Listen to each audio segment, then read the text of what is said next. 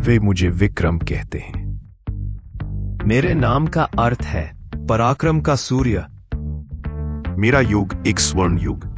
मैंने एक देश पाया जो आकांक्षा से भरा था। मैंने उसे अपनी आत्मा से सींचा। मेरा जन्म सिर्फ राज करने के लिए नहीं हुआ था, बल्कि एक भाग्य को पूरा करने के लिए हुआ था। मेरे दरबार में ज्ञान की गंगा बहती थी। कालिदास की कविता वराहमिहिर के तारे। मैंने बुद्धिमत्ता को वैसे ही पोषित किया जैसे एक राजा अपनी सेना को करता है। पर ज्ञान सिर्फ कलम से नहीं जीता जाता, तलवार से भी जीता जाता है। मैंने अपनी सेना को सुदृढ़ किया, उन्हें अनुशासन और निष्ठा से भरा। पश्चिम के शक आक्रमणकारी, उन्होंने हमारे तटों को दूषित किया।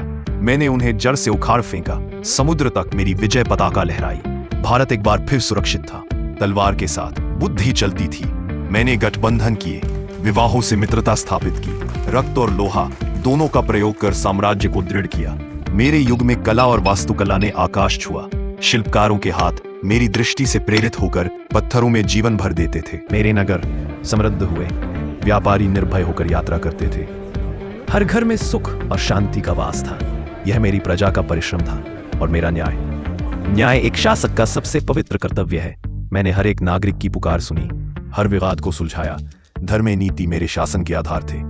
विविधता मेरी शक्ति थी। मैंने हर आस्था, हर विचार का सम्मान किया, क्योंकि ज्ञान कहीं से भी आ सकता है। सिंहासन के पीछे मैं एक साधारण व्यक्ति था।